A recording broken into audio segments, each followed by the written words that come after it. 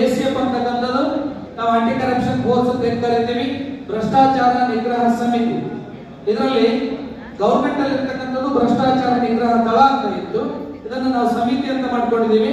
ಇದು ರಾಜ್ಯ ಮಟ್ಟದಲ್ಲಿ ಇರ್ತಕ್ಕಂಥ ಏಕೈಕ ಸಂಘಟನೆ ಆಗಿದೆ.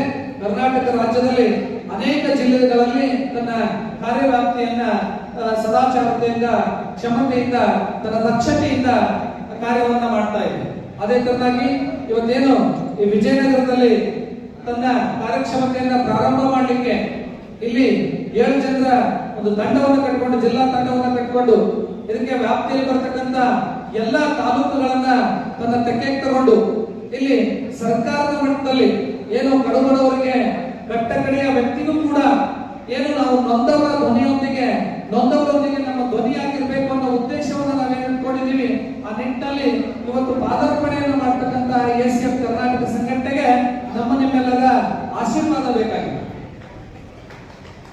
ಜೊತೆಗೆ ಇದರ ರಾಜ್ಯ ಅಧ್ಯಕ್ಷರಾಗಿ ಎನ್ ಕೃಷ್ಣಮೂರ್ತಿ ಅವರು ಮೂಲತಃ ಬೆಂಗಳೂರಿನವರು. ಅವ್ರದ್ದಾಗಿರ್ತಕ್ಕಂಥ ಸ್ವತಂತ್ರ ಉದ್ಯೋಗ ಇದೆ. ಜೊತೆಗೆ 4 ಚಾನೆಲ್ಗಳನ್ನ ಉಂಟಾಗಿರ್ತಕ್ಕಂಥ ಶ್ರೇಯ ಕೂಡ ಅವರಲ್ಲಿದೆ. ಈಗ ನಾವು ನೋಡ್ತಾ ಇದ್ದೀವಿ, ಸಮಯ ನ್ಯೂಸ್ ಮತ್ತೆ ಸಾಮ್ರಾಟ್ ಟಿವಿ ಈಗಾಗಲೇ ಟಿವಿಗಳಲ್ಲಿ ತನ್ನ ದಾಪುಗಾಲತೆಯನ್ನು ತೋರಿಸ್ತಾ ಇದೆ. ಇದರ ಜೊತೆನಲ್ಲಿ ಅವರು ಕೂಡ ವೈಯಕ್ತಿಕ ಕೆಲಸ ಕಾರ್ಯಗಳ ಜೊತೆಗೆ ಸಂಘಟನೆ ಮತ್ತು ಚಾನೆಲ್ಗಳ ಮುಖೇನ ರಾಜ್ಯದಲ್ಲಿರ್ತಕ್ಕಂಥ ನೊಂದವರ ಕಣ್ಣೀರಿಗೆ ಧ್ವನಿಯಾಗಿ, ನೊಂದವರ ಪಾಲಿಗೆ ದಯೆಯನ್ನು ತೋರಿ, ನೊಂದವರನ್ನ ಎತ್ತಿ ಹಿಡಿಯಲಿಕ್ಕೆ, ಕಡುಬಡವರನ್ನ ಎತ್ತಿ ಹಿಡಿಯಲಿಕ್ಕೆ ಮಾಡಿರ್ತಕ್ಕಂಥ ಒಂದು ಸಂಘಟನೆ. ನಿಜವಾಗ್ಲೂ ಆ ಒಂದು ಶ್ರೇಯ ಎನ್ ಕೃಷ್ಣಮೂರ್ತಿ ಅವರಿಗೆ ಸಲ್ಲಬೇಕಾಗಿರ್ತದೆ.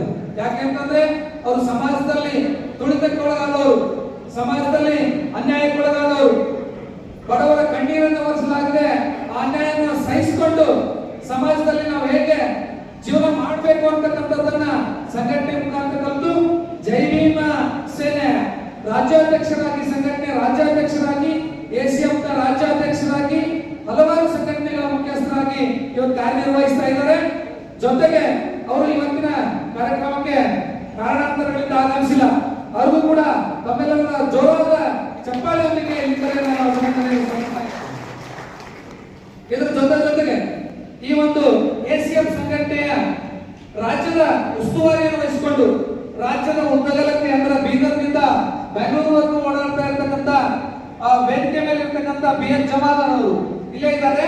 ಅವರು ಕೂಡ ಈ ಒಂದು ಸಂಘಟನೆಯ ರಾಜ್ಯ ಉಸ್ತುವಾರಿಯನ್ನು ವಹಿಸಿಕೊಂಡಿರ್ತಕ್ಕಂಥವರು ಮೂಲತಃ ಬೆಳಗಾವಿ ಜಿಲ್ಲೆಯ ಮುದಹಳ್ಳಿಯವರು. ಅವರು ಕೂಡ ಈ ಸಂಘಟನೆಯಲ್ಲಿ ಹಲವಾರು ರೀತಿಯಲ್ಲಿ ಕೆಲವೊಂದು ಕಡೆ ಓಡಾಡಿ ಅಲ್ಲಲ್ಲಿ ಜಿಲ್ಲಾ ಸಂಘಟನೆಗಳನ್ನ ಈಗಾಗಲೇ ನಿರ್ಮಾಣ ಮಾಡಿದ್ದಾರೆ.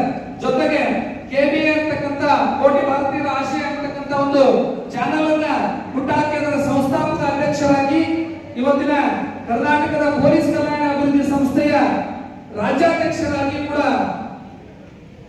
ಕಾರ್ಯನಿರ್ವಹಿಸ್ತಾ ಇರ್ತಕ್ಕಂಥ BN ಜಮಾದಾರ್ ಅವರು ಕೂಡ ಇಲ್ಲಿದ್ದಾರೆ. ಅವ್ರಿಗೂ ಕೂಡ ನಮ್ಮೆಲ್ಲರ ಜೋರಾದ ಚಪ್ಪಾಳೆಯೊಂದಿಗೆ ಜಮಾದಾರ್ ಅವರಿಗೆ ಅಭಿನಂದನೆ ಸಲ್ಲಿಸ್ತಾ ಇದೆ. ಇದರ ಜೊತೆಗೆ ಈ ಒಂದು ಎಸಿಎಫ್ ಕರ್ನಾಟಕ ಸಂಘಟನೆಯ ಉತ್ತರ ಕರ್ನಾಟಕದ ಸಂಚಾಲಕರಾಗಿ MN ಗಡಾದರ್ ಅವರು ಕೂಡ ಈ ಒಂದು ಸಂಘಟನೆಯಲ್ಲಿ ಕಾರ್ಯನಿರ್ವಹಿಸ್ತಾ ಇದ್ದಾರೆ.